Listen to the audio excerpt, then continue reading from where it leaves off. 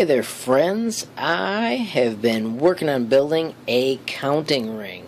I have been climbing stairs at Mount Pisgah and I like to get to 10 reps, and I have a hard time keeping track as I go, so I made this ring that is a fidget spinner, so it goes around, and I put in little locks so it stopped at each level.